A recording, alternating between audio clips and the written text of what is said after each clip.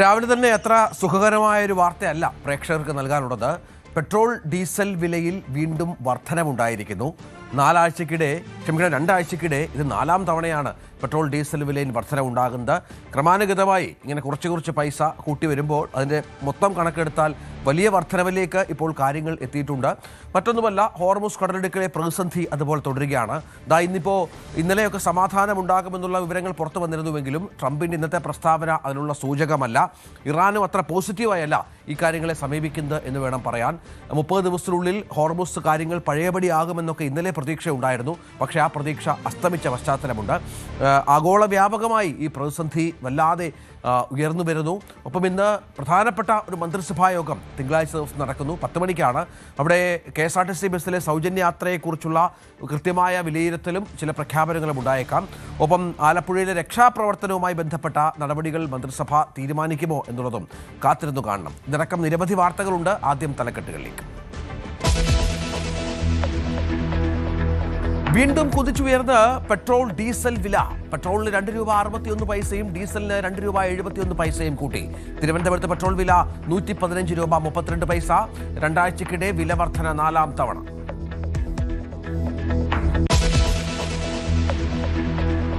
കാലവർഷം നാളെ എത്തും. സംസ്ഥാനത്ത് ശക്തമായ മഴയ്ക്കു സാധ്യത. 9 ജില്ലകളിൽ യെല്ലോ അലർട്ട്. കനത്ത കാറ്റിനെയും ഇടിമിന്നലിനെയും കരുതണമെന്ന് കാലാവസ്ഥാ വകുപ്പ്.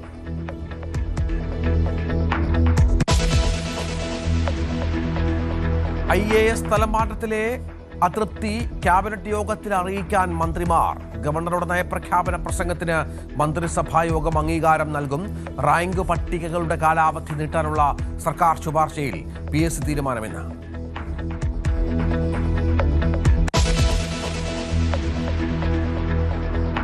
ആലപ്പുഴയിലെ രക്ഷാപ്രവർത്തനത്തിൽ SITയുടെ ആദ്യ റിപ്പോർട്ട് ഇന്ന്. ഗൺമാൻ അനിൽകുമാർ അടക്കം 5 പേർക്കെതിരെ നടപടിക്കു സാധ്യത. ADGP അജിത് കുമാറിനെതിരായ റിപ്പോർട്ട് വൈകുമെന്ന സൂചന. മുൻ മുഖ്യമന്ത്രിയെ ഇൻഡിഗോ വിമാനത്തിൽ ആക്രമിച്ചെന്ന കേസിൽ വ്യോമയാന വകുപ്പ് നിലനിൽക്കില്ലെന്ന റിപ്പോർട്ട് ഇന്ന് കോടതി.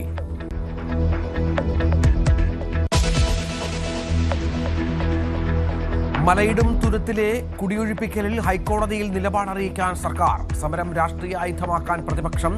MV ഗോവിന്ദൻ സമരഭൂമി സന്ദർശിക്കും.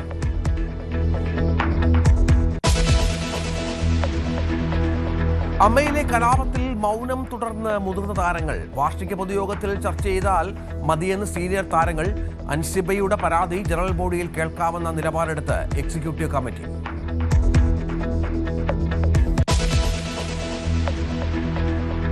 ഹജ്ജ് കർമ്മങ്ങൾക്ക് ഇന്ന് തുടക്കം. തീർത്ഥാടകർ മിനായിലേക്ക്. ഇന്ത്യയിൽ നിന്ന് ഹജ്ജിനെത്തുന്നത് 1,22,000 പേർ.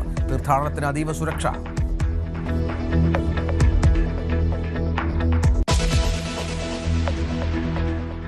വാർത്തകളുടെ വിശദാംശങ്ങളിലേക്ക്. ഗവർണറുടെ നയപ്രഖ്യാപന പ്രസംഗത്തിന് ഇന്നത്തെ മന്ത്രിസഭായോഗം അംഗീകാരം നൽകും.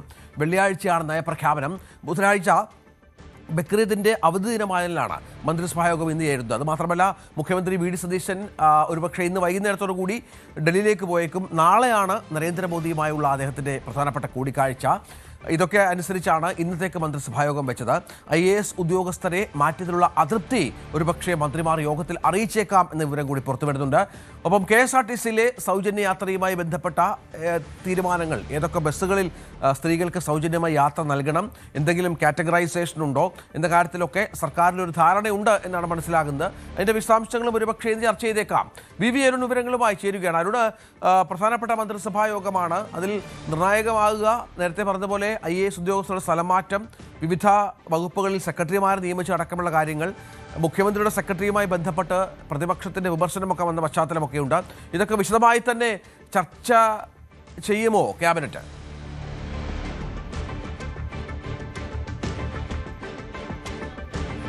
ഏറ്റവും പ്രധാനം വ്യവസായ വകുപ്പ് സെക്രട്ടറി നിയമിച്ചതാണ്. അത് വ്യവസായ മന്ത്രിയുടെ അറിവോടുകൂടിയായിരുന്നില്ല, അനുമതിയോടുകൂടിയായിരുന്നില്ല എന്ന വിമർശനമാണ് ഉയർന്നു വരുന്നത്. ഇതിൽ തന്നെ ലീഗിന് കുഞ്ഞാലിക്കുട്ടിക്ക് വലിയ അതൃപ്തിയുണ്ട് എന്നും വിവരമുണ്ട്. ഏതായാലും കളക്ടർമാരുടെ സ്ഥലമാറ്റവും തരത്തിൽ വിവാദമാണ്. നേരത്തെയൊക്കെ കളക്ടർമാരുടെ സ്ഥലമാറ്റം റവന്യൂ വകുപ്പിന്റെ കീഴിലാണ് ജില്ലാ കളക്ടർമാർ വരുന്നത്.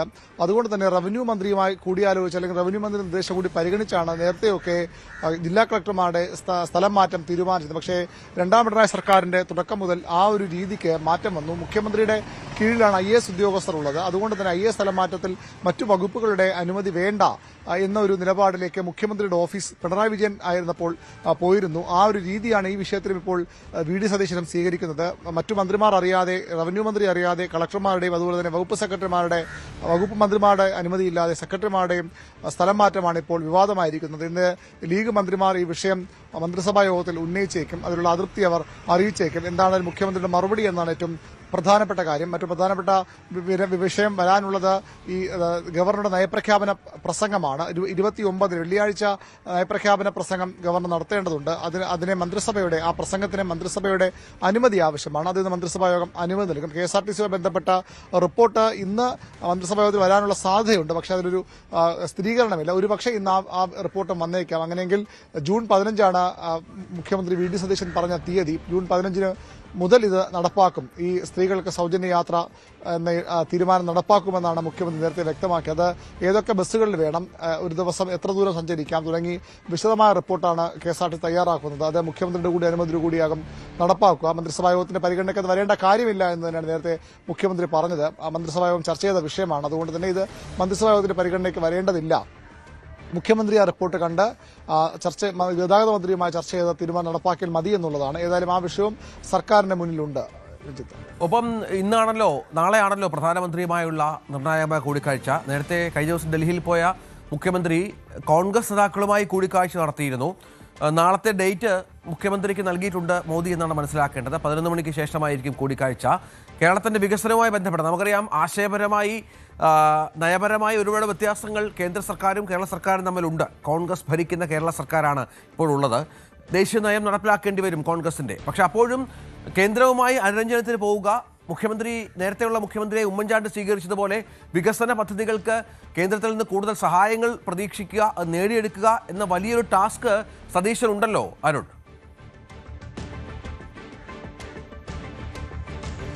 തീർച്ചയായിട്ടും വികസനത്തിൽ രാഷ്ട്രീയം തടസ്സമാകില്ല എന്ന് നേരത്തെ തന്നെ മുഖ്യമന്ത്രി വ്യക്തമാക്കിയതാണ്. കഴിഞ്ഞ സർക്കാരിന്റെ കാലത്തും പല വികസന പദ്ധതികളും ഈ രാഷ്ട്രീയ വ്യത്യാസമില്ലാതെ അല്ലെങ്കിൽ രാഷ്ട്രീയ ഭേദമില്ലാതെ നടപ്പാക്കിയിരുന്നു. ഈ പാർട്ടിയുടെ നയവുമല്ല അതൊക്കെ മാറ്റിവെച്ചുകൊണ്ട് വികസന വിഷയത്തിൽ പിണറായി സർക്കാരും ഒരുപക്ഷെ കേന്ദ്ര സർക്കാർ അനുകൂലമെന്ന് തോന്നുന്ന നിലപാടുകൾ സ്വീകരിച്ചിരുന്നു. ഈ സർക്കാരിനും അത് നടപ്പാക്കിയേ മതിയാകൂ.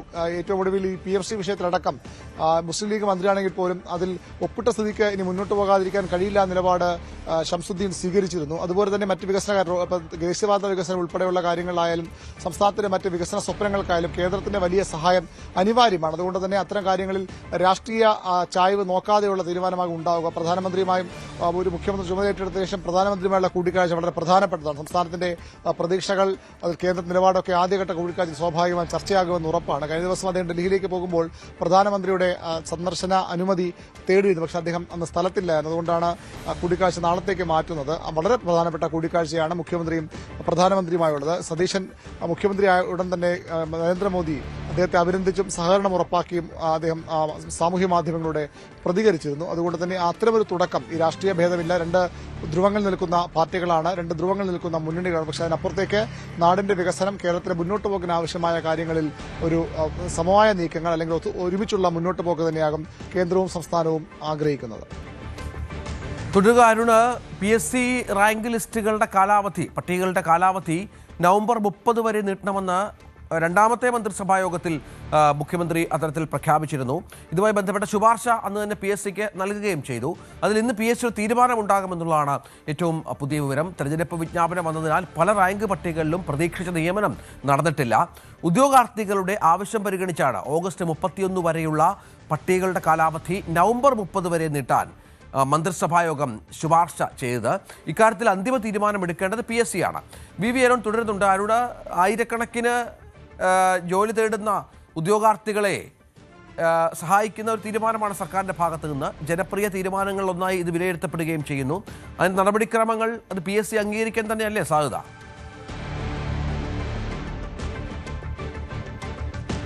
രഞ്ജിത്ത്, ഓഗസ്റ്റ് 31 കാലാവധി അവസാനിക്കുന്ന റാങ്ക് പട്ടികകളാണ്. ഏതാണ്ട് 60ഓളം പട്ടികകൾ അതിലുണ്ട്. ആ റാങ്ക് പട്ടികകളുടെ കാലാവധിയാണ് നവംബർ 30 വരെ നീട്ടാൻ PSCയോട് ശുപാർശ ചെയ്യാൻ കഴിഞ്ഞ മന്ത്രിസഭാ യോഗം തീരുമാനിച്ചത്. പക്ഷേ അത് ചില സാങ്കേതിക നിയമ തടസ്സങ്ങളുണ്ട്. കാരണം 1.5 വർഷത്തിൽ കൂടുതൽ ഒരു പട്ടികയുടെ കാലാവധി നീട്ടാൻ കഴിയില്ല. ചില പട്ടികകൾ അത് കഴിഞ്ഞു പോയതാണ്. അത് എന്ത് ചെയ്യും എന്നുള്ളതാണ് PSCക്ക് മുന്നിലുള്ള പ്രധാനപ്പെട്ട വെല്ലുവിളി. ഇന്ന് PSC യോഗം വിഷയം ചർച്ച ചെയ്യും. ഈ സർക്കാരിന്റെ ശുപാർശ സ്വാഭാവികമായും ഉദ്യോഗാർത്ഥികളുടെ കൈയടി നേടുന്നതാണ്. ഉദ്യോഗാർത്ഥികളുടെ വലിയ ആഗ്രഹവും അവരുടെ വികാരവും ഒക്കെ തന്നെയാണ്. പക്ഷേ അതിൽ എത്രത്തോളം PSCക്കും നിയമപരമായി മുന്നോട്ട് പോകാൻ കഴിയുമെന്ന ആശങ്കയുണ്ട്. ആ ശുപാർശത്തിന് ചില അവ്യക്തതയുണ്ട്. അതുകൊണ്ടാണ് ആ ശുപാർശ ആദ്യം നൽകിയ ശുപാർശ പിൻവലിച്ച് വീണ്ടും മുഖ്യമന്ത്രി ഓഫീസ് പുതിയൊരു ശുപാർശ നൽകിയത്. അത് ഇന്നത്തെ PSC യോഗം ചർച്ച ചെയ്യും. സാങ്കേതികമായും നിയമപരമായും നീട്ടാൻ കഴിയുന്ന പട്ടികകൾ നീട്ടും. എത്ര എണ്ണം ഉണ്ടാകുമെന്ന് ഇന്നത്തെ PSC തീരുമാനത്തിന് ശേഷം അറിയാൻ സാധിക്കും. ഏതായാലും മുഴുവൻ 60ഓളം പട്ടികകളുണ്ട്. അത് മുഴുവൻ ആ രീതിയിൽ കാലാവധി നീട്ടാൻ കഴിയില്ലെന്നാണ് PSCയുമായി ബന്ധപ്പെടുമ്പോൾ നമുക്ക് മനസ്സിലാകുന്നത്. തീർച്ചയായും PSC നിയമനവുമായി ബന്ധപ്പെട്ട PSC കാലാവധി റാങ്ക് പട്ടിക കാലാവധി നീട്ടുന്നതുമായി ബന്ധപ്പെട്ട പ്രധാനപ്പെട്ട തീരുമാനം ഇന്നുണ്ടാകും. അപ്പം മറ്റൊരു വാർത്ത തിരുവനന്തപുരത്ത് നിന്ന് കഴക്കൂട്ടത്ത് നമുക്കറിയാം CPMന്റെ തോൽവി. വി ശിവൻകുട്ടി ഇവിടെ കഴക്കൂട്ടത്ത് CPM സ്ഥാനാർത്ഥി പരാജയപ്പെടുകയാണ്. മുൻ ദേവസ്വം മന്ത്രി കൂടിയായ കടകംപള്ളി സുരേന്ദ്രൻ പരാജയപ്പെടുന്നു. അത് കുറച്ച് വോട്ടുകൾക്കുള്ള പരാജയമാണ്. കേവലം വോട്ടുകൾക്ക് 3 അക്ക സംഖ്യയിൽ മാത്രമാണ് മുരളീധരൻ ജയിച്ചത് എന്നുള്ളത് പ്രധാനമാണ്. ഈ തോൽവിയിൽ അന്വേഷണ കമ്മീഷനെ വെക്കണമെന്ന ആവശ്യമുയർന്നു. കടകംപള്ളി സുരേന്ദ്രനെ മനഃപൂർവ്വം തോൽപ്പിച്ചതെന്നാണ് ആരോപണം. ഇതിനായി ബോധപൂർവ്വ ശ്രമമുണ്ടായി. തെരഞ്ഞെടുപ്പ് പ്രവർത്തനത്തിൽ വീഴ്ച വരുത്തി. മണ്ഡലം സെക്രട്ടറിക്കെതിരെയും വഞ്ചിയൂർ ഏരിയ കമ്മിറ്റി യോഗത്തിൽ വിമർശനം ഉയർന്നുവെന്നാണ് വിവരം. BV അരുൺ ഇതിന്റെ വിശദാംശങ്ങൾ പങ്കുവെക്കും. അരുൺ, കഴിഞ്ഞ ദിവസം നേമത്തെ തോൽവിയുമായി ബന്ധപ്പെട്ട് ചില നിർണായകമായ പരാമർശങ്ങൾ, കുറ്റപ്പെടുത്തൽ ഉണ്ടായിരുന്നു. അത് പാർട്ടിക്കാർ പണം വാങ്ങി ശിവൻകുട്ടിയെ തോൽപ്പിച്ചു എന്നാണ് വിമർശനം ഉയർന്നത് യോഗത്തിൽ. സംസ്ഥാന നേതാക്കളടക്കം പങ്കെടുത്ത യോഗത്തിലാണ് ഇതുണ്ടായത്. നമുക്കറിയാം, നേരത്തെ ഇത്തരം സംഭവങ്ങളുമായി ബന്ധപ്പെട്ട ആരോപണം ഉയർന്നിട്ടുണ്ട് എങ്കിലും നേരിട്ട് CPM പണം CPM പ്രവർത്തകർ അല്ലെങ്കിൽ നേതാക്കൾ പണം കൈപ്പറ്റി തോൽപ്പിച്ചു എന്നുള്ള ആരോപണം ഒരുപക്ഷെ ആദ്യമായിരിക്കാം. സമാനമായി തന്നെയാണോ കഴക്കൂട്ടത്തും സംഭവിച്ചിരിക്കുന്നത്? കഴക്കൂട്ടത്ത് നമുക്കറിയാം നേരിയ മാർജിനിലാണ് BJP സ്ഥാനാർത്ഥി ജയിച്ചു കയറിയത്. അവിടെയും വലിയ വീഴ്ച സംഭവിച്ചു എന്നുള്ള വിലയിരുത്തൽ തന്നെയാണോ പാർട്ടി? അത്തരം വിമർശനമാണ് ശനിയാഴ്ച ചേർന്ന CPMന്റെ വഞ്ചൂർ ഏരിയ കമ്മിറ്റി യോഗത്തിൽ ഉയർന്നത്. കഴക്കൂട്ടം ജയിച്ചു വരാവുന്ന മണ്ഡലമായിരുന്നു. നിരവധി പ്രതികൂല ഘടകങ്ങൾ അതിജീവിച്ച് അവിടെ കടകംപള്ളിയുടെ വ്യക്തിപ്രഭാവം കൂടിക്കൊണ്ട് അവിടെ വലിയ മുന്നേറ്റം നടത്താനായത്. പക്ഷേ നിസ്സാര വോട്ടുകൾ തോറ്റുപോയത് പാർട്ടിക്കുള്ളിലെ പാലം വലി എന്ന വിമർശനമാണ് ആ യോഗത്തിൽ ഉയർന്നത്.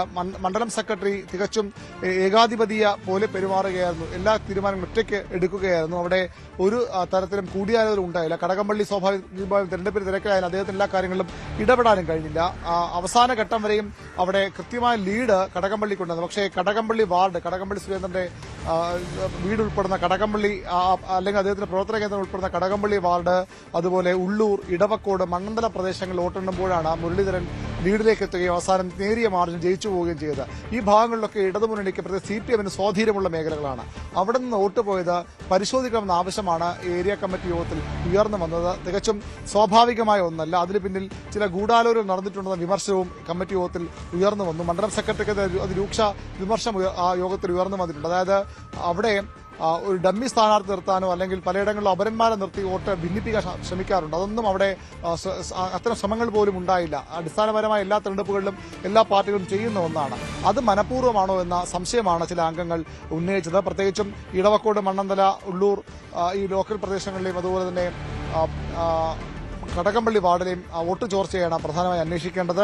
ഈ പ്രവർത്തനങ്ങളിൽ വീഴ്ച വന്നിട്ടുണ്ടോ, പ്രവർത്തനങ്ങൾ നേരായ രീതിയിൽ അല്ലേ മുന്നോട്ട് പോകുന്ന കാര്യത്തിലും പല അംഗങ്ങളും സംശയം പ്രകടിപ്പിച്ചു. CN മോഹനനാണ് CPM സംസ്ഥാന സെക്രട്ടറിയെ പ്രതിനിധാനം ചെയ്ത് ആ കമ്മിറ്റിയിൽ പങ്കെടുത്തത്. അദ്ദേഹത്തിന്റെ സാന്നിധ്യത്തിലായിരുന്നു ഇത്തരം സംശയങ്ങൾ ഉയർന്നു വന്നത്. അതിരൂക്ഷ വിമർശനം മറ്റു വിഷയങ്ങളിലുമൊക്കെ അതുപോലെ MV ഗോവിന്ദനും പിണറായി വിജയനുമെതിരെ ഉയർന്നു. അതിനപ്പുറത്തേക്ക് ഈ തോൽവി അന്വേഷിക്കണമെന്ന ആവശ്യമാണ്, അതിലെ ഗൂഢാലോചന അന്വേഷണം ആവശ്യമാണ് ഒരു വിഭാഗം പ്രതികൾ ഉന്നയിച്ചത്. സൂചിപ്പിച്ച പോലെ നേരത്തെ നേമം ഏരിയ കമ്മിറ്റിയിലും സമാനമായ ആവശ്യം ഉയർന്നു വന്നു. അവിടെ പണം വാങ്ങി ശിവൻകുട്ടിയെ പരാജയപ്പെടുത്തുന്ന വിമർശനം തന്നെയാണ് ഉയർന്നത്. CPMന്റെ തിരുവനന്തപുരം ജില്ലാ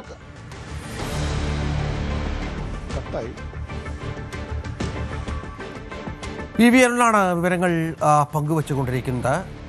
തിരുവനന്തപുരത്ത് പ്രധാനപ്പെട്ട 2 മണ്ഡലങ്ങളിൽ സിറ്റിംഗ് സീറ്റുകളാണ് കഴിഞ്ഞ തെരഞ്ഞെടുപ്പിൽ CPMന് നഷ്ടപ്പെട്ടത്. അവിടെയാണ് ഈ തിരുത്തലും മറ്റു കാര്യങ്ങളും വേണമെന്ന ആവശ്യം പാർട്ടിയിൽ ഉയർന്നത്. നേമത്ത് അതിഗുരുതരമായ വിമർശനമായിരുന്നു. പണം പറ്റി ഈ പറഞ്ഞതുപോലെ CPM നേതാക്കൾ തന്നെ പണം പറ്റി തോൽപ്പിച്ചു VS ശിവൻകുട്ടിയെ എന്നാണ് ആരോപണം ഉയർന്നത്. കഴക്കൂട്ടത്തും സമാനമായ വിമർശനം ഉയരുന്നു എന്നാണ് VV അരുൺ റിപ്പോർട്ട് ചെയ്യുന്നത്. മുൻ മുഖ്യമന്ത്രി പിണറായി വിജയനെ വിമാനത്തിൽ ആക്രമിക്കാൻ ശ്രമിച്ചു എന്ന കേസിൽ വ്യോമയാന വകുപ്പ് നിലനിൽക്കില്ലെന്ന് റിപ്പോർട്ട് ഇന്ന് കോടതി പരിഗണിക്കും. തിരുവനന്തപുരം പ്രിൻസിപ്പൽ സെഷൻസ് കോടതി ആണ് കേസ് പരിഗണിക്കുന്നത്. വ്യോമയാന വകുപ്പ് ചുമത്തി പ്രോസിക്യൂഷൻ അനുമതി തേടി പോലീസ് നൽകിയ അപേക്ഷ കേന്ദ്രം തള്ളിയിരുന്നു. 2022 ജൂൺ 13 കണ്ണൂരിൽ നിന്ന് തിരുവനന്തപുരത്തേക്കുള്ള യാത്രയ്ക്കിടെ യൂത്ത് കോൺഗ്രസ് പ്രവർത്തകർ പിണറായി വിജയനെ ആക്രമിക്കാൻ ശ്രമിച്ചു എന്ന കേസ് വന്നത്.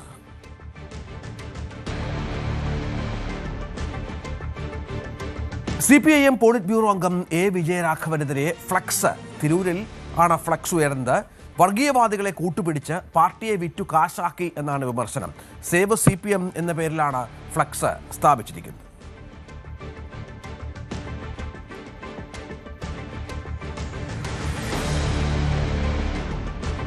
മറ്റൊരു പ്രധാന വാർത്തയിലേക്ക് പോകണം. മുൻ മുഖ്യമന്ത്രി പിണറായി വിജയന്റെ ഗൺമാന്മാർ യൂത്ത് കോൺഗ്രസ് പ്രവർത്തകരെ ക്രൂരമായി മർദ്ദിച്ച സംഭവത്തിൽ SITയുടെ ആദ്യ റിപ്പോർട്ട് ഇന്ന്. ഗൺമാൻ അനിൽകുമാർ അടക്കം 5 പേർക്കെതിരെയും നടപടി വന്നേക്കുമെന്നാണ് സൂചന. അതേസമയം ADGP അജിത് കുമാറിനെതിരായ റിപ്പോർട്ട് വൈകുമെന്നും വിവരങ്ങളുണ്ട്. നമുക്കറിയാം, നേരത്തെ രക്ഷാപ്രവർത്തനമെന്ന് മുൻ മുഖ്യമന്ത്രി വിശേഷിപ്പിച്ച സ്ഥലത്ത് ഇപ്പോൾ രക്ഷാപ്രവർത്തനം എന്നത് വധശ്രമമായി മാറുന്നു എന്നുള്ള അപൂർവത കൂടിയുണ്ട്. 1.5-2 വർഷത്തിന് ശേഷം അപൂർവത കൂടിയുണ്ട് ഈ കേസിന്. ഇതിപ്പോൾ 5 പ്രതികൾ ഇതുമായി ബന്ധപ്പെട്ടുണ്ട് എന്നാണ് മനസ്സിലാക്കേണ്ടത്. ഈ പ്രതികൾക്കെതിരെ നടപടി ഉണ്ടായേക്കാം. ഒരുപക്ഷെ ഇന്ന് തന്നെ മന്ത്രിസഭായോഗം ഇത് പരിഗണിച്ചേക്കാം എന്നുള്ള സൂചനകൾ കൂടിയുണ്ട്.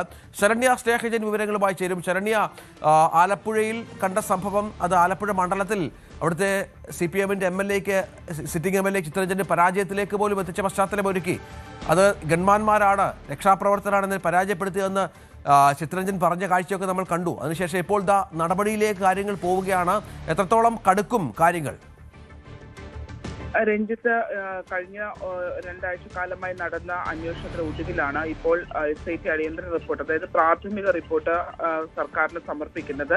ഇതിനകത്ത് ആദ്യഘട്ടത്തിൽ ഈ FIR രേഖപ്പെടുത്തിയിരുന്നത് അനിൽ കലിയൂറും സന്ദീപും കണ്ടാലറിയാവുന്ന 3 പേർ എന്നായിരുന്നു FIR രേഖപ്പെടുത്തിയിരുന്നത്. ഇപ്പോൾ 3 പ്രതികളെ കൂടെ ഈ കേസിനകത്ത് ചേർത്തിട്ടുണ്ട്. അതായത് മുഖ്യമന്ത്രിയുടെ ഗൺമാനായ അനിൽ കലിയൂർ, ഒപ്പം തന്നെ സുരക്ഷാ ഉദ്യോഗസ്ഥരായ സന്ദീപ്, അവരെ കൂടാതെ അനിൽ, ഷൈജു, ഒപ്പം തന്നെ വിപിൻ, അരുൺ തുടങ്ങിയവരെ കൂടി ഈ കേസിൽ പുതുതായി ചേർത്തിട്ടുണ്ട്. അതായത് ഷൈജു, വിപിൻ, അരുൺ തുടങ്ങിയ 3 സുരക്ഷാ ഉദ്യോഗസ്ഥരെ കൂടി ആണ് ഈ കേസിൽ ഇപ്പോൾ പുതുതായി പ്രതി ചേർക്കപ്പെട്ടിട്ടുള്ളത്. കഴിഞ്ഞ ദിവസം ഇക്കാര്യങ്ങൾ രേഖപ്പെടുത്തിയ റിപ്പോർട്ട് ആലപ്പുഴ കോടതിയിൽ SIT നൽകിയിരുന്നു. ഈ കേസുമായി ബന്ധപ്പെട്ട കഴിഞ്ഞ ദിവസങ്ങളിൽ ഈ കേസിലെ പ്രധാന സാക്ഷികളായ AD തോമസിനെയും അജീജുവൽ കുര്യാക്കോസിനെയും മാധ്യമപ്രവർത്തകനായ ജോജി മോനെയും ക്രൈംബ്രാഞ്ച് അവരുടെ മൊഴി രേഖപ്പെടുത്തിയിട്ടുണ്ടായിരുന്നു. ഇതിനു മുമ്പ് ദൃശ്യങ്ങൾ ലഭ്യമായിട്ടില്ല എന്നായിരുന്നല്ലോ ഈ കേസ് റെഫർ ചെയ്ത് തള്ളാനായി ക്രൈംബ്രാഞ്ച് നൽകിയ ഒരു വിശദീകരണം. പക്ഷേ ഇത്തവണ ദൃശ്യങ്ങൾ വെച്ചുള്ള മൊഴി രേഖപ്പെടുത്തലായിരുന്നു എന്നതായിരുന്നു പ്രത്യേകത. അതിൽ തന്നെ നേരത്തെ മാധ്യമപ്രവർത്തകർ നൽകിയ ദൃശ്യങ്ങൾക്ക് അപ്പുറത്തേക്ക് CCTV ദൃശ്യങ്ങൾ ഉൾപ്പെടെ പോലീസ് ക്രൈംബ്രാഞ്ച് കണ്ടെത്തി എന്നുള്ളതാണ്. എന്നാൽ ആദ്യ റിപ്പോർട്ടിൽ, അതായത് കേസ് തള്ളാൻ വേണ്ടി നൽകിയ റിപ്പോർട്ടിൽ അവിടെ നിന്ന് മാധ്യമപ്രവർത്തകരുടെ ദൃശ്യങ്ങൾ ലഭ്യമായിട്ടില്ല, അതോടൊപ്പം തന്നെ CCTV ദൃശ്യങ്ങളും ഇല്ലായിരുന്നു എന്നായിരുന്നു ആ റഫർ റിപ്പോർട്ടിലുണ്ടായിരുന്നത്. എന്നാൽ അതിന് തികച്ചും വിരുദ്ധമായിട്ടുള്ള CCTV ദൃശ്യങ്ങൾ ഉൾപ്പെടെ കണ്ടെത്താനായി ക്രൈംബ്രാഞ്ച് സംഘത്തിന് കഴിഞ്ഞു എന്നുള്ളതാണ്. ആലപ്പുഴ ക്രൈംബ്രാഞ്ച് SP ഷൗക്കത്ത് അലി, ഒപ്പം തന്നെ DYSP അന്വേഷണ ഉദ്യോഗസ്ഥനായ DYSP ബിജു പൗലോസ് എന്നിവരുടെ നേതൃത്വത്തിലാണ് മൊഴി രേഖപ്പെടുത്തിയിരുന്നത്. ഇതിൽ തന്നെ മറ്റു ചില പ്രധാനപ്പെട്ട കാര്യങ്ങൾ കൂടി പുറത്തു വന്നിരുന്നു. അതായത് ADGP MR അജിത് കുമാറാണ് ഈ സംഭവവുമായി ബന്ധപ്പെട്ട് ഈ കേസ് റിപ്പോർട്ട് തിരുത്തുന്നതിനടക്കമുള്ള ഇടപെടൽ നടത്തിയതെന്ന് അദ്ദേഹത്തിന്റെ കീഴ് ഉദ്യോഗസ്ഥർ മൊഴി നൽകിയിട്ടുണ്ട്. പ്രത്യേകിച്ച് ആലപ്പുഴയിലെ ക്രൈംബ്രാഞ്ച് DYSP സുനിൽ ഉൾപ്പെടെയുള്ള ആളുകൾ തുടർച്ചയായി അവിടെ തിരുവനന്തപുരത്തേക്ക് വിളിച്ചു വരുത്തി എന്നും മാനസികമായി അത്തരത്തിൽ സമ്മർദ്ദം ചെലുത്തിയെന്നും ഉൾപ്പെടെയുള്ള കീഴുദ്യോഗസ്ഥരുടെ മൊഴി SITക്ക് ലഭ്യമായിട്ടുണ്ട് എന്നുള്ളതാണ് സൂചന. അങ്ങനെയാണെങ്കിൽ MR അജിത് കുമാറിനെതിരെയും അന്വേഷണം ഉണ്ടാകും. വകുപ്പ് തല നടപടികളോ കാര്യങ്ങളോ ഉണ്ടാകുമെന്നറിയില്ല. പക്ഷെ എന്തായാലും പ്രാഥമികമായി ഈ മർദ്ദനമേറ്റിട്ടുണ്ട് എന്നുള്ളതും ചട്ടലംഘനം നടന്നിട്ടുണ്ട് എന്നുള്ളതും അതിനകത്ത് ഈ കേസ് കൃത്യമായി അന്വേഷിക്കാതെ തിരിമറി നടന്നിട്ടുണ്ട് എന്നുള്ള കാര്യങ്ങളും സ്ഥിരീകരിക്കുന്ന പ്രാഥമിക റിപ്പോർട്ട് ഇന്ന് കൈമാറും. ശരണ്യാണ് വിവരങ്ങൾ പങ്കുവച്ചത്. കേരള മനസാക്ഷിയെ പിടിച്ചുകുലുക്കിയ അട്ടപ്പാടി മധു കൊലപാതക കേസിൽ ഹൈക്കോടതി വിധി ഇന്ന്. കേസിൽ പ്രതികളുടെയും സർക്കാരിന്റെയും അപ്പീലുകളിലാണ് ഹൈക്കോടതി വിധി പറയുന്നത്. കേസിലെ പ്രതികൾക്ക് ജീവപര്യന്തം ശിക്ഷ നൽകണമെന്നും വിചാരണ കോടതി വെറുതെ വിട്ട 3 പ്രതികളെ ശിക്ഷിക്കണമെന്നുമാണ് സർക്കാരിന്റെ അപ്പീലിലെ ആവശ്യം. ജയിലിലുള്ള പ്രതികളും ജാമ്യത്തിലുള്ള പ്രതികളും ഇന്ന് കോടതിയിൽ ഹാജരാകണമെന്നും ഹൈക്കോടതി നിർദ്ദേശം നൽകിയിട്ടുണ്ട്. എറണാകുളം മലയിടും തുരുത്തിലെ തർക്കഭൂമിയിൽ നിന്ന് കുടുംബങ്ങളെ ഒഴിപ്പിക്കുന്നതിൽ സർക്കാർ ഇന്ന് ഹൈക്കോടതിയെ സമീപിക്കും. നിലവിലെ സ്ഥിതിയിൽ കുടിയൊഴിപ്പിക്കൽ സാധ്യമല്ലെന്ന് സർക്കാർ കോടതിയെ അറിയിക്കും. സമരം രാഷ്ട്രീയ ആയുധമാക്കുകയാണ് പ്രതിപക്ഷം. ഇന്ന് CPM സംസ്ഥാന സെക്രട്ടറി MV ഗോവിന്ദൻ പ്രദേശത്തെത്തും. ഡാനി ഇപ്പോൾ വിവരങ്ങൾ പങ്കുവെക്കും. ഡാനി, ഒരുപക്ഷെ പ്രതിപക്ഷത്തിന് സർക്കാരിന്റെ തുടക്കത്തിൽ തന്നെ സർക്കാരിനെതിരെ സംസാരിക്കാൻ കിട്ടിയ ഒരു പ്രധാനപ്പെട്ട സംഗതിയായി ഇത് മാറുന്നുണ്ട്. 2 വ്യത്യസ്ത അഭിപ്രായമുണ്ട് എങ്കിൽ പോലും പക്ഷേ ഇതിൻ്റെ ഒരു കാര്യങ്ങൾ പരിശോധിക്കാൻ മുഖ്യമന്ത്രി നിർദ്ദേശം നൽകിയ പശ്ചാത്തലം കൂടിയുണ്ട്.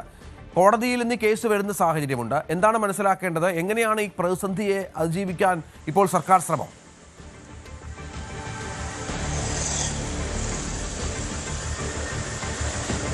രഞ്ജിത്ത, ഈ കേസുമായി ബന്ധപ്പെട്ടുകൊണ്ട് കഴിഞ്ഞ ഈ നടപടികൾ പൂർത്തീകരിച്ചുകൊണ്ട് സുപ്രീം കോടതി അതിൻ്റെ ഒരു ഉത്തരവ് നടപ്പാക്കാനുള്ളൊരു നിർദ്ദേശമാണ് നൽകിയിരുന്നത്. ഒരു അന്തിമഘട്ടം തന്നെ, അതായത് കുടിയൊഴിപ്പിക്കുക എന്ന രീതിയിലേക്കുള്ള നിർദ്ദേശം വന്ന ആ ഒരു സ്ഥലത്താണ് ഇപ്പോൾ സർക്കാരിൻ്റെ ഒരു ഇടപെടൽ ഉണ്ടായിരിക്കുന്നത്.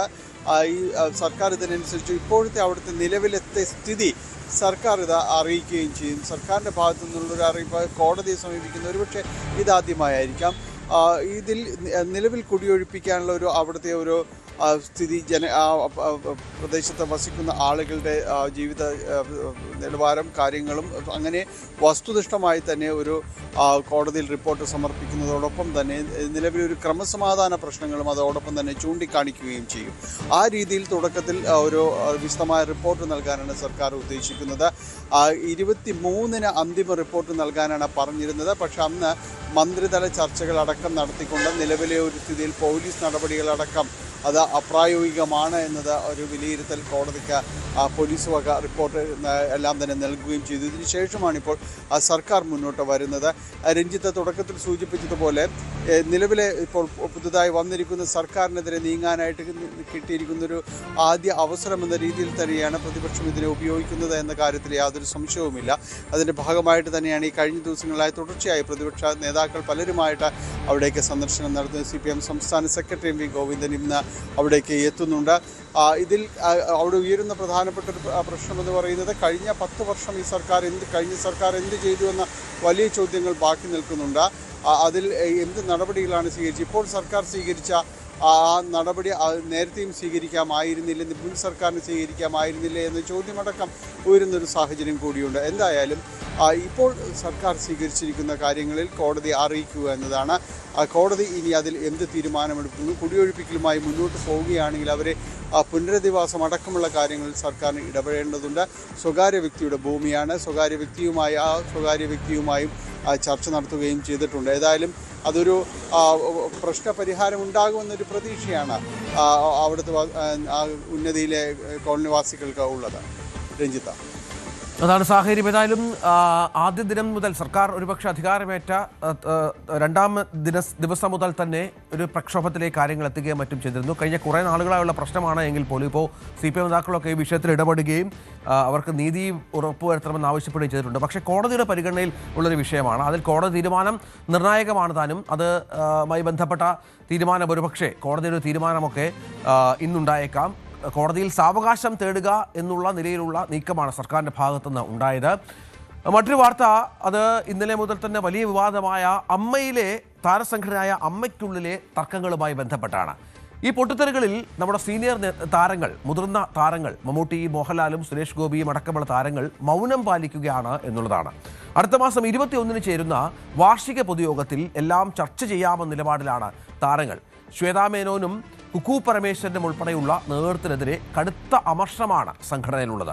നേതൃത്വം മാറണമെന്ന അഭിപ്രായത്തിലാണ് പലരും. അൻസിബയുടെ പരാതിയും ജനറൽ ബോഡിയിൽ കേൾക്കാമെന്ന നിലപാടിലാണ് നിലവിലെ എക്സിക്യൂട്ടീവ്. ഇതിനിടയിൽ കൂടുതൽ താരങ്ങൾ പരസ്യപ്രതികരണവുമായി വരുമോ എന്നതിലും ആകാംക്ഷയുണ്ട്. ഡാനി ഇപ്പോൾ ചേർന്നു. ഡാനി, ഇതുവരെ അഭിപ്രായം പറഞ്ഞവരിൽ മലയാള സിനിമയിലെ നേരത്തെ തലപ്പത്തുണ്ടായിരുന്ന ആരുടെയും പേര് നമ്മൾ കേട്ടില്ല. വനിതാ താരങ്ങൾ തമ്മിലാണ് ഈ തർക്കവും ബഹളവും പരസ്പരമുള്ള വാക്പോരും ഒക്കെ നടക്കുന്നത്. അതൊരു വ്യത്യസ്ത തലവുമായിട്ടുണ്ട്. ഒരുപക്ഷെ അമ്മയുടെ നേതൃത്വം തന്നെ നാണക്കേടിലാക്കിയ ഒരു സംഗതിയായി ഇത് മാറിയിട്ടുണ്ട്. ഇപ്പോൾ എന്താണ് ഇതിന് പ്രശ്നപരിഹാര ഫോർമുലയായി പറഞ്ഞു കേൾക്കുന്നത്? അങ്ങനെ ഒരു ഫോർമുല രൂപീകരിക്കപ്പെട്ടിട്ടുണ്ടോ? മുതിർന്ന താരങ്ങളുടെ ഇടപെടൽ ഈ വിഷയത്തിൽ പ്രതീക്ഷിക്കണോ?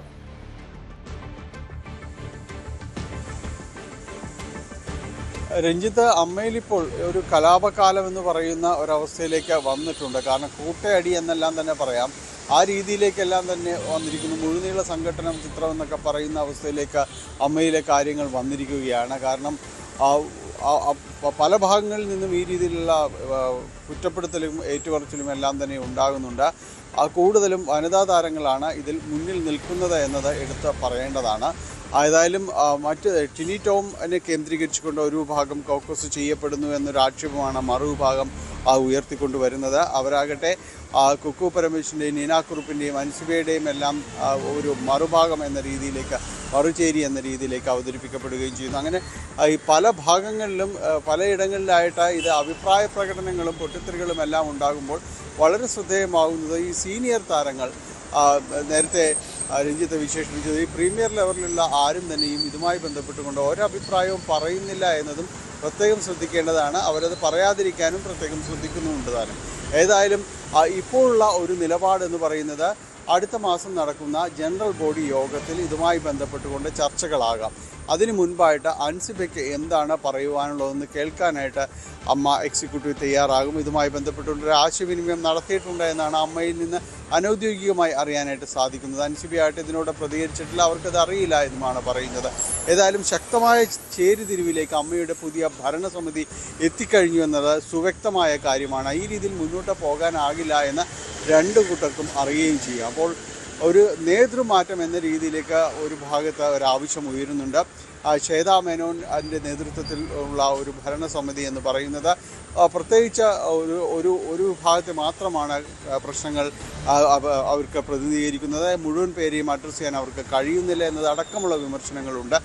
കഴിഞ്ഞ ദിവസങ്ങളിൽ പറഞ്ഞത് ഭരണസമിതി മാറണമെങ്കിൽ അത് ജനറൽ ബോഡി ചർച്ച ചെയ്യട്ടെ, ജനറൽ ബോഡി അന്തിമ തീരുമാനമെടുക്കുമേ, ആ രീതിയിലേക്ക് വരെ ചർച്ചകൾ എത്തിയിരുന്നു. അതായത് ഇനിയിപ്പോൾ ഭരണസമിതി സംബന്ധിയായ കാര്യങ്ങൾ ഏതെങ്കിലും രീതിയിലുള്ള അഭിപ്രായ ഭിന്നതകളുണ്ടെങ്കിൽ അത് വാർഷിക ജനറൽ ബോഡിയാണ്. അതായത് കാത്തിരിക്കുന്നത് ഇനി ഒരു ഫൈനൽ അതിൻ്റെ ഒരു ക്ലൈമാക്സ് പൊട്ടിത്തെറി എന്നെല്ലാം പറയുന്നത് വാർഷിക ജനറൽ ബോഡി യോഗം തന്നെയായിരിക്കും. അതിനുള്ളിൽ എന്ത് സമാന്തര ചർച്ചകൾ നടത്താൻ ആർക്ക് കഴിയുമെന്നതാണ്, ആര് മുന്നിട്ടിറങ്ങുമെന്നതാണ്. ഇനിയിപ്പോൾ സീനിയർ താരങ്ങൾ തന്നെ ഇതിനു വേണ്ടി ഏതെങ്കിലും രീതിയിലുള്ള സമവായ ശ്രമങ്ങൾ നടത്തുമോ എന്നതാണ് ഈ മാസത്തിനിടയിൽ നമുക്ക് കാണേണ്ടത്. രഞ്ജിത്ത്. ശരി, ഡാനിയാണ് വിവരങ്ങൾ പങ്കുവച്ചത്. പെട്രോളിൻ്റെയും ഡീസലിൻ്റെയും വില തുടർച്ചയായി 4ാം തവണയും വർദ്ധിച്ചു എന്ന വാർത്ത കൂടി നൽകാനുണ്ട്. പെട്രോൾ ലിറ്ററിന് 2 രൂപ 61 പൈസയും ഡീസൽ ലിറ്ററിന് 2 രൂപ 71 പൈസയുമാണ് ഇപ്പോൾ ഇന്ന് കൂട്ടിയിരിക്കുന്നത്. 10 ദിവസത്തിനിടെ 4ാം തവണയാണ് രാജ്യത്ത് ഇന്ധനവില വർദ്ധിക്കുന്നത്. ഇതോടെ ഡൽഹിയിൽ 102 രൂപ 12 പൈസയാണ് 1 ലിറ്റർ ഡീസലിൻ്റെ വില. 95 രൂപ 20 പൈസ, ക്ഷമിക്കണം, പെട്രോളിന് 102 രൂപ 12 പൈസയും ഡീസലിന് 95 രൂപ 20 പൈസയുമാണ് വില. മെയ് 15-ന് ശേഷം 7 രൂപ 50 പൈസയാണ് ഡീസലിനും പെട്രോളിനും ഇപ്പോൾ കൂട്ടിയിരിക്കുന്നത്. സമാധാന കരാർ യാഥാർത്ഥ്യമാകുമെന്ന അഭ്യൂഹങ്ങൾക്കിടെ ബ്രന്റ് ക്രൂഡ് വില കുറഞ്ഞ പശ്ചാത്തലം കൂടിയുണ്ട്. ബാരലിന് $97 ബ്രന്റ് ക്രൂഡിൻ്റെ വില എത്തിയിട്ടുണ്ട് എന്നാണ് മനസ്സിലാക്കേണ്ടത്. സംസ്ഥാനത്ത് ശക്തമായ മഴയ്ക്കു സാധ്യത. 9 ജില്ലകളിൽ യെല്ലോ അലേർട്ടുണ്ട്. കനത്ത കാറ്റിനും ഇടിമിന്നലിനും സാധ്യതയുണ്ട്. കാലവർഷം നാളെ കേരളത്തിലെത്തുമെന്നാണ് കാലാവസ്ഥാ കേന്ദ്രം അറിയിപ്പ് നൽകിയിരിക്കുന്നത്.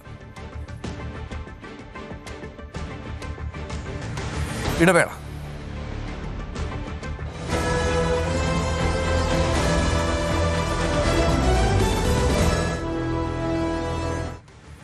കാസർഗോഡ് യുവതി ആസിഡ് കഴിച്ച് ജീവനൊടുക്കിയ സംഭവത്തിൽ ഭർത്താവ് അറസ്റ്റിൽ. ചെങ്കള പാണലം സ്വദേശി ആദിലാണ് അറസ്റ്റിലായത്. ആത്മഹത്യാ പ്രേരണാ കുറ്റത്തിനും ഗാർഹിക പീഡനം, സ്ത്രീധനം ആവശ്യപ്പെടൽ തുടങ്ങിയ കുറ്റങ്ങൾക്കുമാണ് ഇപ്പോൾ അറസ്റ്റ് രേഖപ്പെടുത്തിയിരിക്കുന്നത്. ആദിലിനെ കോടതി റിമാൻഡ് ചെയ്തു. ആദിലിന്റെ അമ്മയ്ക്കെതിരെയും കേസെടുത്തിട്ടുണ്ട്. KV ബൈജു വിവരങ്ങളുമായി ചേരും. ബൈജു, എന്താണ് സംഭവിച്ചത്? പോലീസ് നൽകുന്ന വിവരം എന്താണ്? ഇത്തരത്തിലൊരു സംഗതിയിലേക്ക്, ഈ ഒരു ആത്മഹത്യയിലേക്കും മറ്റും എത്തിച്ച ഒരു സാഹചര്യം എങ്ങനെ സൃഷ്ടിക്കപ്പെട്ടു? രഞ്ജിത്തെ, ഇന്നലെ രാവിലെയോടുകൂടിയാണ് ചെർലടക്ക സ്വദേശിയായ ഫാത്തിമത്ത് സുഫൈദ എന്ന ഭർത്തൃമതി ഭർത്താവിന്റെയും അവരുടെ വീട്ടുകാരുടെയും മുന്നിൽ വെച്ച് ഇത്തരത്തിൽ ആസിഡ് കഴിച്ച് മരണപ്പെടുന്ന സാഹചര്യമുണ്ടായത്. ഈ കേസിലാണ് ഇപ്പോൾ പ്രധാനമായും ഈ ഭർത്താവിനെ ഇപ്പോൾ അറസ്റ്റ് ചെയ്തിരിക്കുന്നത്. ഭർത്താവ് ആദിലിനെ പോലീസ് ഇന്നലെ തന്നെ കസ്റ്റഡിയിലെടുത്തിരുന്നു. രാത്രിയോട് കൂടിയാണ് ഇവരെ അറസ്റ്റ് രേഖപ്പെടുത്തിയത്. അതിൽ വളരെ പ്രധാനപ്പെട്ട വകുപ്പാണ് ഇപ്പോൾ ചുമത്തിയിരിക്കുന്നത്. അതായത് ഭാരതീയ ന്യായ സംഹിതയിലെ 108 പ്രകാരം ആത്മഹത്യാ പ്രേരണ കുറ്റം, ഇതോടൊപ്പം BNS-ലെ തന്നെ 85 പ്രകാരം ഗാർഹിക പീഡനം, സ്ത്രീധനം ആവശ്യപ്പെടൽ എന്നീ കുറ്റങ്ങളും ചുമത്തിയിട്ടുണ്ട്. എന്തായാലും അതായത് 1 വർഷം ഇന്നേക്ക് തികയും മുൻപാണ് ഈ യുവതി ഇത്തരത്തിൽ വീട്ടുകാരുടെ ഒക്കെ മുന്നിൽ വെച്ച് ഇങ്ങനെ ഒരു ആത്മഹത്യ ചെയ്യുന്ന സാഹചര്യം ഉണ്ടായത്. നിരന്തരമായി സ്വർണം മറ്റും ആവശ്യപ്പെട്ട് ഈ യുവതിക്ക് നേരെ വലിയ തോതിൽ പീഡനം അനുഭവിക്കേണ്ടി വന്നു എന്നാണ് മൊഴി ഉണ്ടായിരുന്നത്. അതായത് ഈ കുടുംബം അത്തരത്തിലുള്ള പരാതി നൽകിയിരുന്നു. പിന്നീട് പോലീസ് നടത്തിയ വിശദമായ അന്വേഷണത്തിലാണ് ഇങ്ങനെ ഒരു ഇതിൽ സ്ഥിരീകരണം ഉണ്ടാകുന്നത്. അതോടുകൂടിയാണ് ഭർത്താവിനെ കസ്റ്റഡിയിൽ എടുക്കുന്നതും അറസ്റ്റ് ചെയ്യപ്പെടുന്നത്. ഇതോടൊപ്പം ഈ മാതാവിനെതിരെയും ഇതേ വകുപ്പ് 108ഉം 85ഉം 2 വകുപ്പ് പ്രകാരം കേസെടുത്തിട്ടുണ്ട്. ഇവരുടെ അറസ്റ്റ് ഇന്നുണ്ടായേക്കും. എന്തായാലും 2 മാസം പ്രായമുള്ള കുഞ്ഞ് ഇവർക്കുണ്ട്. ഈ കുഞ്ഞിനെ തരിച്ചാക്കിയാണ് ഇപ്പോൾ ഭർത്താവും അറസ്റ്റായിരിക്കുന്നു. അമ്മയും ഇത്തരത്തിൽ ജീവനൊടുക്കുന്ന സാഹചര്യം ഉണ്ടായി. എന്തായാലും പോലീസ് ഇതിൽ കൂടുതൽ അന്വേഷണം നടത്തുന്നതാണ് നമുക്ക് മനസ്സിലാക്കാൻ സാധിക്കുന്നത്. ഈ വിദ്യാനഗർ പോലീസ് സ്റ്റേഷൻ പരിധിയിലെ ചെങ്കള പാണലം ആണ് ഈ ഒരു ഇവരുടെ ഭർത്താവിന്റെ വീട്. അവിടെ നിന്നാണ് ഇങ്ങനെ നിരന്തരം ഈ പെൺകുട്ടിക്ക് പീഡനം ഏൽക്കേണ്ടി വന്നത്. 24 വയസ്സ് പ്രായമാണ് ഫാത്തിമത്ത് സുഫൈദയ്ക്ക് ഉണ്ടായിരുന്നത്. ഈ വീട്ടുകാർ കഴിഞ്ഞ ദിവസം ഇവരെ ഇത്തരത്തിൽ പ്രശ്നം അറിഞ്ഞ് വീട്ടിൽ നിന്നും കൂട്ടിക്കൊണ്ടുപോകാൻ വന്ന സമയത്തായിരുന്നു ഈ പെൺകുട്ടി ഇത്തരത്തിൽ ഇവരുടെ എല്ലാം മുന്നിൽ വെച്ച് ഇങ്ങനെ ആസിഡ് കഴിക്കുന്ന സാഹചര്യം ഉണ്ടായത്. പിന്നീട് ആശുപത്രിയിൽ പ്രവേശിപ്പിച്ചെങ്കിലും മരണം സംഭവിക്കുകയായിരുന്നു. വലിയ തോതിൽ പ്രതിഷേധമൊക്കെ ഇന്നലെ ഉയർന്ന സാഹചര്യമുണ്ടായി. ഇതിന് ഒടുവിലാണ് ഇപ്പോൾ ഭർത്താവ് അറസ്റ്റിലായിരിക്കുന്നത്. ഇതിനോടൊപ്പം മാതാവിനെ അറസ്റ്റ് ചെയ്യാനുള്ള നടപടികൾ പോലീസ് ആരംഭിച്ചിട്ടുണ്ട്. അതോടൊപ്പം മറ്റ് ആരൊക്കെയെങ്കിലും ഇവർക്ക് എതിരെ ഇത്തരത്തിൽ സ്വർണം ആവശ്യപ്പെട്ടോ മറ്റോ പീഡനം നടത്തിയിട്ടുണ്ടോ എന്ന കാര്യത്തിലും പോലീസ് വിശദമായ അന്വേഷണം നടക്കുമെന്നാണ് നമുക്ക് മനസ്സിലാക്കാൻ സാധിക്കുന്നത്. ഏതായാലും കാസർഗോഡ് ജില്ലയെ സംബന്ധിച്ചിടത്തോളം ഏതാനും മാസങ്ങൾക്ക് മുൻപാണ് ജസീല എന്ന ഒരു യുവതി സമാനമായ രീതിയിൽ നിരന്തര പീഡനം സഹിക്കവയ്യാതെ ആത്മഹത്യ ചെയ്യുന്ന സാഹചര്യം ഉണ്ടായത്. അതിന് തൊട്ടു പിന്നാലെയാണ് വിദ്യാനഗർ പോലീസ് സ്റ്റേഷൻ പരിധിയിൽ തന്നെ വീണ്ടും ഒരു സംഭവം ഇത്തരത്തിലുണ്ടായത്. ഏതായാലും ദുഃഖകരമായ ഒരു സംഭവം തന്നെയായിരുന്നു അത്. കാരണം ഇന്നേക്ക് 1ാം വാർഷികമാണ്, വിവാഹ വാർഷികമാണ്. അതിന് തലേ ദിവസമാണ് ഇങ്ങനെ ഒരു സംഭവം ഉണ്ടായത്. അതോടൊപ്പം 2 മാസം മാത്രം പ്രായമുള്ള ഒരു കുഞ്ഞ് ഇവർക്കുണ്ട് എന്നതാണ് ഇതിൽ ഏറ്റവും ദുഃഖകരം. എന്തായാലും ഇതിൽ കൂടുതൽ അറസ്റ്റ് ഉണ്ടായേക്കാം. ഈ മാതാവിന്റെ അറസ്റ്റ് ഇന്ന് ഉണ്ടായേക്കുമെന്നാണ് പോലീസ് നൽകുന്ന സൂചന. രഞ്ജിത്ത്, തീർച്ചയായും അതീവ ദുഃഖകരമായ ഒരു സംഭവം ഉണ്ടായിരിക്കുന്നു. ഭർത്താവിൻ്റെ അമ്മയും ഈ വിഷയത്തിൽ, ഭർത്താവ് അറസ്റ്റിലായി, അമ്മയ്ക്കെതിരെയും കേസെടുത്തിട്ടുണ്ട്. ആത്മഹത്യാ പ്രേരണാ കുറ്റം, ഗാർഹിക പീഡനം, സ്ത്രീധനം ആവശ്യപ്പെടൽ തുടങ്ങിയ ഗുരുതരമായ കുറ്റങ്ങൾ ഈ ആദിൽ എന്ന ഭർത്താവിനെതിരെ ചുമത്തിയിട്ടുണ്ട്. അമ്മയ്ക്കെതിരെയും കേസെടുത്ത് പോലീസ് നിയമ നടപടിയുമായി മുന്നോട്ട് പോകുന്നു. കൊല്ലം ചാത്തന്നൂരിൽ BJP പ്രവർത്തകനെ വെട്ടി പരിക്കേൽപ്പിച്ചു. വരിഞ്ഞം സുന്ദരൻമുക്ക് സ്വദേശി രാജീവിനാണ് വെട്ടേറ്റത്. വരിഞ്ഞം സ്വദേശി മൊട്ട വിഷ്ണു എന്ന വിഷ്ണുവാണ് ആക്രമിച്ചത്. പരിക്കേറ്റ രാജീവിനെ പാരിപ്പള്ളി മെഡിക്കൽ കോളേജിൽ പ്രവേശിപ്പിച്ചു. രാഷ്ട്രീയ വൈരാഗ്യമാണ് ആക്രമണത്തിന്റെ പിന്നിലെന്ന് BJP ആരോപിച്ചു.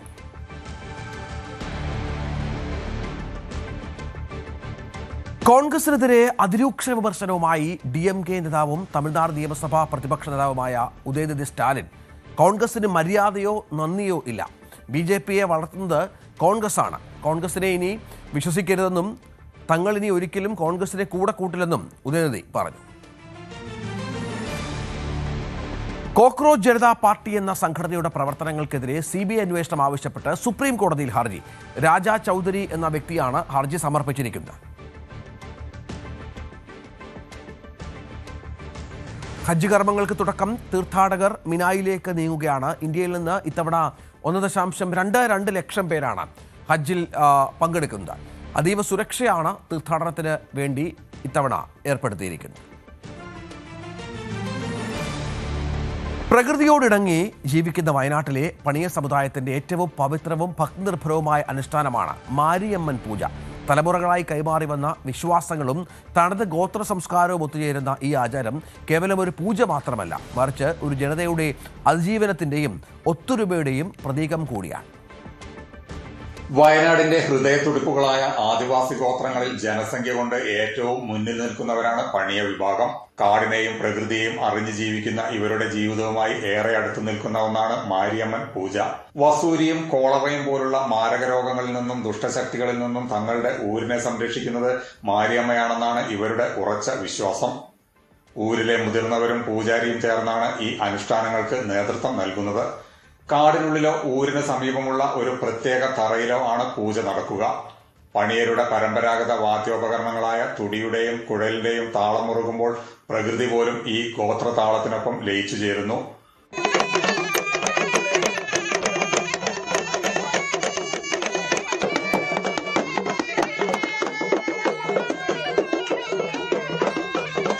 വാദ്യമേളങ്ങൾ അതിന്റെ ഉച്ചസ്ഥായിയിലെത്തുമ്പോൾ പൂജാരിയിലേക്ക് ദേവി ആവാഹിക്കപ്പെടുകയും അദ്ദേഹം വെളിച്ചപ്പാടായി ഉറഞ്ഞുതുള്ളുകയും ചെയ്യുന്നു. ഊരിലെ ജനങ്ങളുടെ വിഷമങ്ങൾ ചോദിച്ചറിയുന്ന ദേവി അവർക്ക് രോഗമുക്തിയും വരും വർഷത്തേക്കുള്ള അനുഗ്രഹവും പ്രവചിക്കുന്നു.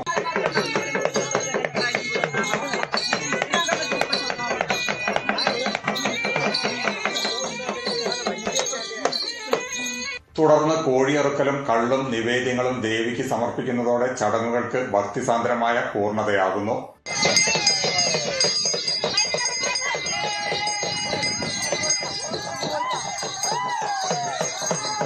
ആധുനികതയുടെ വേഗതയിൽ പല തനത് സംസ്കാരങ്ങളും മാഞ്ഞുപോകുമ്പോഴും തങ്ങളുടെ പൂർവികർ പകർന്നു നൽകിയ ഈ ആചാരപ്പൊലിമയെ നെഞ്ചോട് ചേർത്ത് പിടിക്കുകയാണ് ഈ മനുഷ്യർ.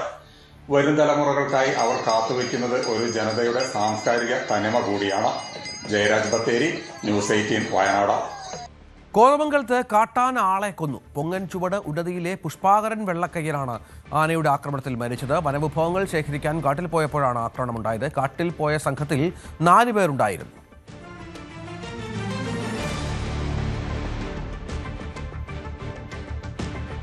കാസർഗോഡ് കളത്തൂരിൽ 30 അടി താഴ്ചയുള്ള കിണറ്റിൽ വീണ നായയെ ഫയർഫോഴ്സ് സംഘം രക്ഷപ്പെടുത്തി.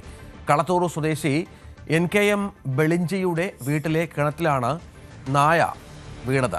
അർദ്ധരാത്രിയിൽ കിണറ്റിൽ വീണ നായയെ ജീവനോടെയാണ് ഫയർഫോഴ്സ് സംഘം പുറത്തെടുത്ത് രക്ഷപ്പെടുത്തിയത്.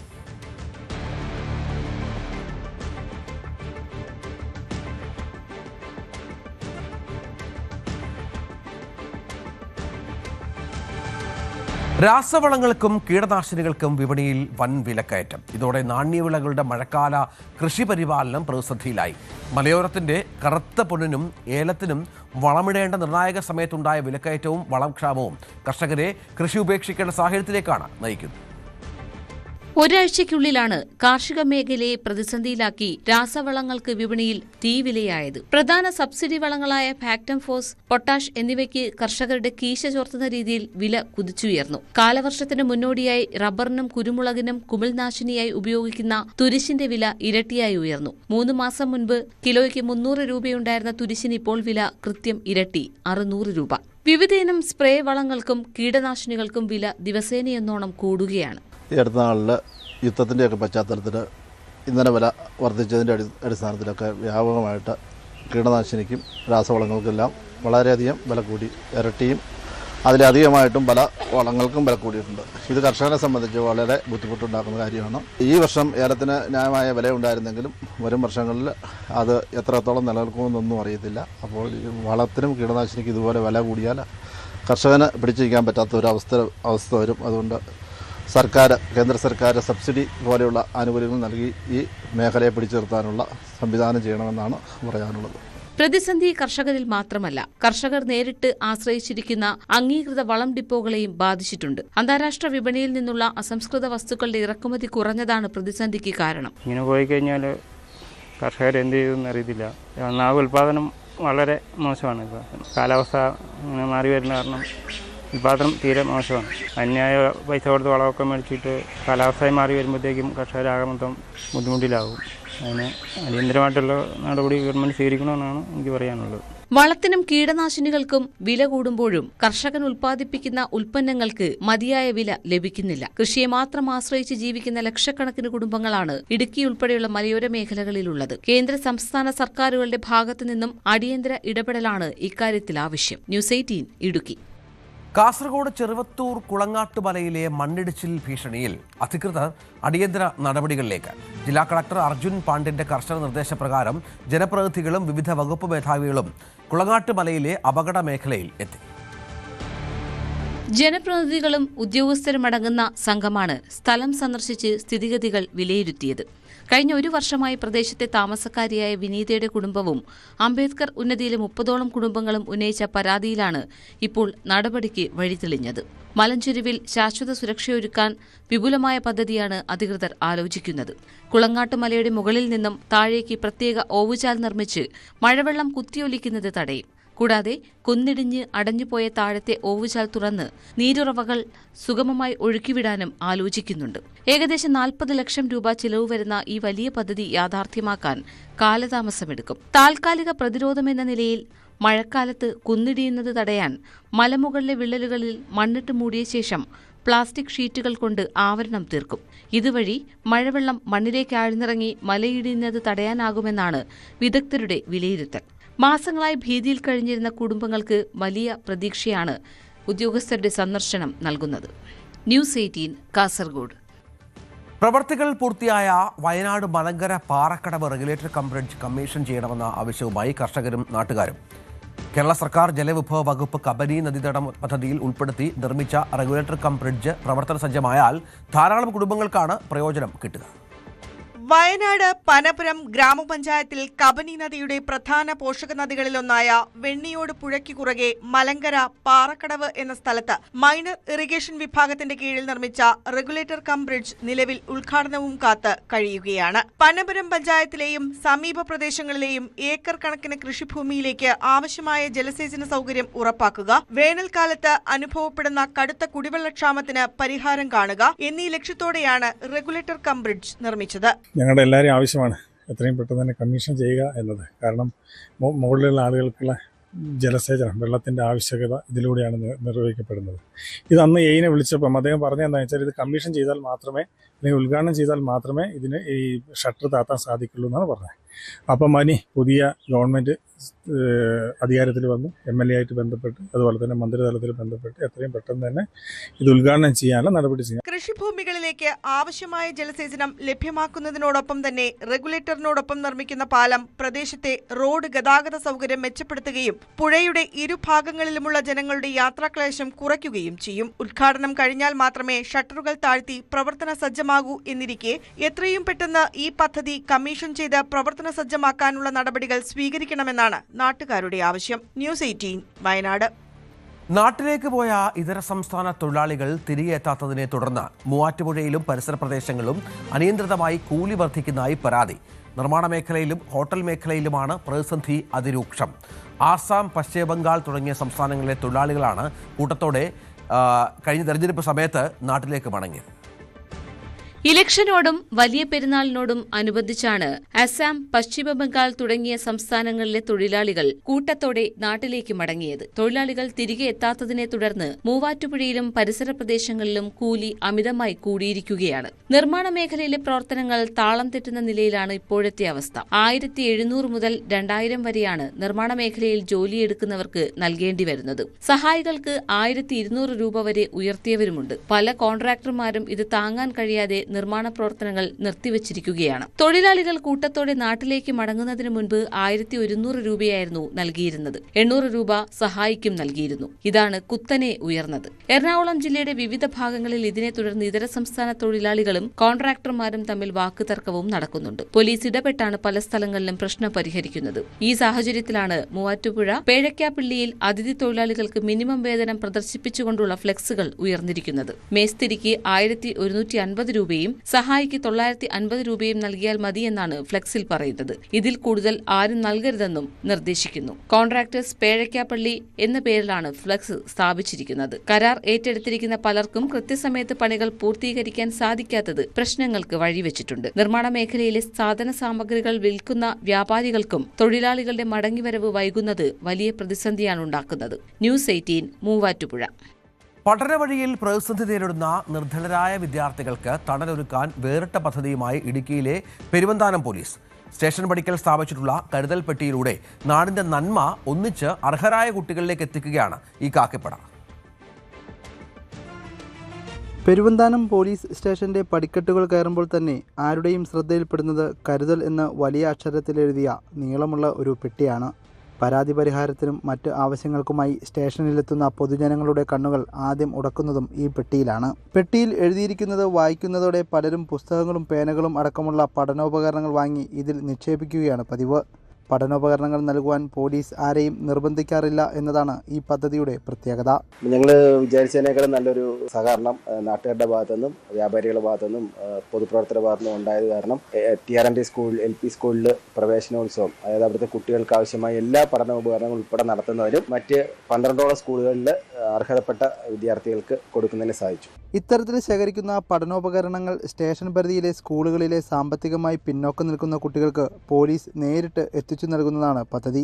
അർഹരായ വിദ്യാർത്ഥികളെ കണ്ടെത്തുന്നതിനായി പ്രത്യേക പോലീസുകാരെയും ചുമതലപ്പെടുത്തിയിട്ടുണ്ട്. കഴിഞ്ഞ വർഷവും സമാനമായ രീതിയിൽ പഠനോപകരണങ്ങൾ ശേഖരിക്കുകയും നിർധനരായ കുട്ടികൾക്ക് വിതരണം ചെയ്യുവാനും സാധിച്ചിരുന്നു.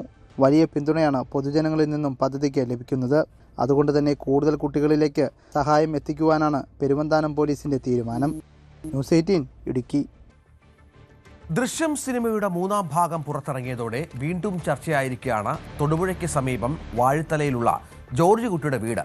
പതിറ്റാണ്ടുകൾ ഇന്ത്യൻ സിനിമയെ ത്രസിപ്പിച്ച കേന്ദ്രബിന്ദുവായ ഈ വീട് ഇന്ന് സിനിമാ പ്രേമികളുടെ ഒരു ടൂറിസ്റ്റ് കേന്ദ്രം കൂടിയാണ്. സിനിമാ പ്രേമികൾക്ക് ഈ വീട് വെറുമൊരു കെട്ടിടമല്ല. കഴിഞ്ഞൊരു പതിറ്റാണ്ടിലേറെയായി ഇന്ത്യൻ സിനിമയെ തന്നെ അത്ഭുതപ്പെടുത്തിയ ദൃശ്യ പ്രപഞ്ചത്തിന്റെ ഹൃദയഭാഗമാണ്. തൊടുപുഴ വഴിത്തലയിലെ മടത്തിൽപ്പറമ്പിൽ MK ജോസഫിന്റെ ഈ വീടാണ് ദൃശ്യത്തിന്റെ 3 ഭാഗങ്ങളിലും ജോർജ് കുട്ടിയുടെ വീടായി ക്യാമറയ്ക്ക് മുന്നിലെത്തിയത്. ദൃശ്യം 3 റിലീസ് ചെയ്തതോടെ ഈ വീടും പറമ്പും വീണ്ടും ചർച്ചയാവുകയാണ്. 13 ദിവസത്തെ ഷൂട്ടിങ്ങിനായിരുന്നു ഇത്തവണ വീട് ഷെഡ്യൂൾ ചെയ്തിരുന്നത്. അദ്ദേഹം കഥയിലെ ഒരു കാശുകാരനായിട്ടാണ് 3ാം തവണ വന്നത്. അപ്പോൾ അതനുസരിച്ച് വീടിന് അവരുടേതായ പ്ലാനിൽ മോഡിഫിക്കേഷൻ നടത്തി. ഇനി നമുക്ക് ഈ ഭൂശിഷ്ടം അല്ലെങ്കിൽ അവർ മാറ്റിത്തരും, ഒരു കുഴപ്പമില്ല. അവരെല്ലാ കാര്യത്തിലും ഡീസൻ്റാണ്. വീണ്ടും ഒരു ഷൂട്ട് വേറൊരു സിനിമയുടെ വരുവാണെങ്കിൽ അദ്ദേഹത്തെ ഒക്കെ സ്നേഹത്തോടെ വെൽക്കം ചെയ്യും. ഒത്തിരി ആൾക്കാർ വന്ന് പോകുന്നുണ്ട് ആ ഫോട്ടോ എടുക്കാനും സെൽഫി എടുക്കാനും ഒക്കെ ആയിട്ട്. ഷൂട്ട് നടന്ന പ്രധാനപ്പെട്ട സ്ഥലത്തെ സംഭവവികാസങ്ങളൊക്കെ അവർ ചോദിക്കും. അപ്പോൾ എല്ലാം നമ്മൾ പറഞ്ഞു കൊടുക്കും. വരുൺ പ്രഭാകരന്റെ കൊലപാതകവും ഇത് മറച്ചുവെക്കാൻ ജോർജ് കുട്ടി നടത്തുന്ന ആസൂത്രണങ്ങളുമൊക്കെ നടന്നത് ഈ വീടിനുള്ളിൽ വെച്ചാണ്. ഷൂട്ടിംഗ് ദിനങ്ങളിലും അല്ലാത്തപ്പോഴും സിനിമാ പ്രേമികൾ ഈ വീട്ടിലേക്ക് എത്താറുണ്ടെന്നാണ് ജോസഫ് പറയുന്നത്. വരുന്നവരെ സ്വീകരിക്കാനും ഈ കർഷകൻ തയ്യാറാണ്. വീട് മാത്രമല്ല, തൊടുപുഴയ്ക്ക് സമീപത്തെ ദൃശ്യം ചിത്രീകരിച്ച മറ്റിടങ്ങളും സഞ്ചാരികളെ ആകർഷിക്കുന്നുണ്ട്. വീടിരിക്കുന്ന സ്ഥലമായ വഴിത്തലയിലെ ബേക്കറിയിൽ ഉൾപ്പെടെ ഇത്തവണ ഷൂട്ടിംഗ് നടന്നിട്ടുണ്ട്. വാഗമൺ, എറണാകുളം, തൊടുപുഴ എന്നിവിടങ്ങളിലായിരുന്നു പ്രധാന ഷെഡ്യൂൾ. ന്യൂസ് 18 തൊടുപുഴ. സ്വന്തം കടയിലെ 200ഓളം ജീവനക്കാരെയും കൂട്ടി ലാലേട്ടന്റെ ദൃശ്യം 3 കാണാനെത്തി സ്ഥാപന ഉടമ. കുറ്റിപ്പുറത്തെ ചോറും മീനും എന്ന സ്ഥാപനത്തിലെ 180-ലധികം വരുന്ന ജീവനക്കാർക്കും കുടുംബങ്ങൾക്കുമായി ഉടമ രാജീവ് കുറ്റിപ്പുറമാണ് സിനിമ കാണിച്ചത്. സന്തോഷമുണ്ടെന്ന് ജീവനക്കാരും അവരുടെ സന്തോഷവും സ്നേഹവുമാണ് തന്റെ കരുത്തെന്നും രാജീവും പറഞ്ഞു. സ്വന്തം സ്ഥാപനത്തിൽ ജോലി ചെയ്യുന്ന ജീവനക്കാരെ സ്വന്തം കുടുംബാംഗങ്ങളെ പോലെ കാണുന്ന ഒരു സ്ഥാപന ഉടമ. അങ്ങനെ എല്ലാവർക്കും കിട്ടുന്ന ഒരു സൗഭാഗ്യമല്ല അത്. എന്നാൽ കുറ്റിപ്പുറത്തെ ചോറും മീനും എന്ന സ്ഥാപനത്തിലെ 200-നടുത്ത് വരുന്ന ജീവനക്കാർക്ക് അങ്ങനെ ഒരു സൗഭാഗ്യം ലഭിച്ചിട്ടുണ്ട്. ജീവനക്കാരെ കുടുംബത്തെ പോലെ കണ്ട് സ്നേഹിക്കുന്ന, കരുതുന്ന ഒരു സ്ഥാപന മേധാവി. ജീവനക്കാർക്ക് അമിത ജോലിഭാരം നൽകാതെയും മാന്യമായ വേതനം നൽകിയും സ്നേഹിക്കുന്ന രാജീവ് ഇപ്പോൾ തന്റെ സ്നേഹം പ്രകടിപ്പിച്ചിരിക്കുന്നത് ലാലേട്ടന്റെ ദൃശ്യം 3 സിനിമ കാണിച്ചുകൊണ്ടാണ്. ദൃശ്യം റിലീസായ ആദ്യ ദിവസം തന്നെ മുഴുവൻ ജീവനക്കാരെയും കൂട്ടി ചങ്ങരംകുളം മാസ് തിയേറ്ററിലാണ് സിനിമ കാണാനെത്തിയത്. ജീവനക്കാരാണ് തന്റെ കരുത്തും വിജയവും എന്നാണ് രാജീവ് പറയുന്നത്. എല്ലാവർക്കും ഒരുമിച്ച് സിനിമ കാണാൻ പോകാമെന്ന് പറഞ്ഞ അന്നു മുതൽ എല്ലാവരും ഈ ഒരു ദിവസത്തിനായി കാത്തിരിപ്പായിരുന്നുവെന്ന് രാജീവ് പറയുന്നു. ഇത് മലയാളികളെ ഏറ്റവും കൂടുതൽ കാണാൻ ആഗ്രഹിക്കുന്ന ഫിലിമാണ് ദൃശ്യം എന്നുള്ളത്. നമ്മളെ സംബന്ധിച്ചോളം ഈ നമ്മുടെ ജോലിക്കാരൊക്കെ ഭയങ്കര സ്ട്രെസ് എടുത്ത് ജോലി ചെയ്യുന്ന ആളുകളാണ്. അപ്പോൾ അവർക്ക് പിന്നെ അതിൻ്റെ ഇടയ്ക്കൊരു ഫ്രീ ടൈം കൊടുക്കുക എന്നുള്ളതാണ്. ഞാൻ ഈ ഒരു ഇത് പറഞ്ഞപ്പോൾ ദൃശ്യം കാണാൻ പോകാമെന്ന് കഴിഞ്ഞ ഒരു മാസം മുന്നേ പിന്നെ ഇങ്ങനെ അനൗൺസ് ചെയ്ത സമയത്ത് അവർ ഈ ഒരു ദിവസം വരെ ഇങ്ങനെ വെയിറ്റ് ചെയ്യാറ്. അപ്പോൾ സത്യത്തിൽ കുറേ ആളുകൾ ഒരുപാട് കാലങ്ങൾക്ക് ശേഷം തിയേറ്റർ കാണുന്ന ആളുകളുണ്ട്, പിന്നെ ആദ്യമായിട്ട് തിയേറ്ററിൽ വരുന്ന ആളുകളുണ്ട്. അപ്പോൾ അതൊക്കെ നമ്മളെ സംബന്ധിച്ച് നല്ലൊരു എക്സ്പീരിയൻസ് ആണ്. പലരും ആദ്യമായാണ് തിയേറ്ററിൽ സിനിമ കാണുന്നത്. അതിന്റെ സന്തോഷം അവരുടെ വാക്കുകളിലുമുണ്ട്. അടിപൊളിയായിട്ട് സന്തോഷമാണ്. എല്ലാവർക്കും ഞങ്ങളൊക്കെ ഭയങ്കര ഹാപ്പിയിലാണ്.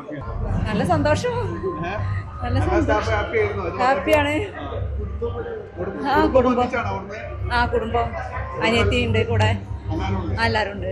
മുൻപ് ജീവനക്കാരെ കൂട്ടി വിനോദയാത്ര പോയും അവരോട് തനിക്കുള്ള സ്നേഹം രാജീവ് പ്രകടിപ്പിച്ചിരുന്നു.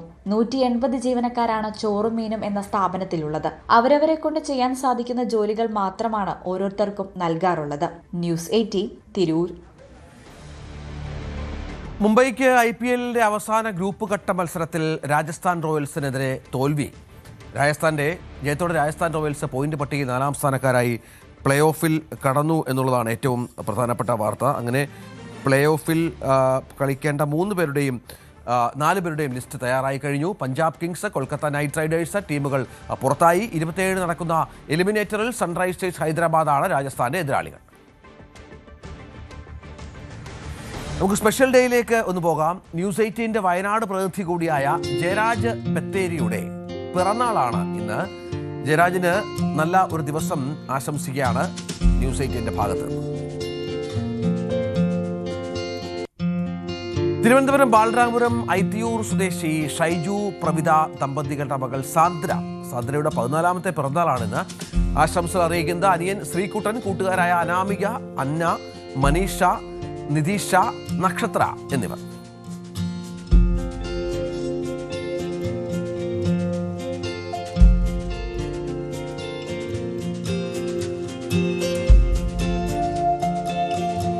അപ്പോൾ രാവിലെ പൂർത്തിയാകാൻ സമയമായി. എല്ലാ പ്രേക്ഷകർക്കും ഒരു നല്ല ദിവസം ആശംസിക്കുന്നു. നമസ്കാരം.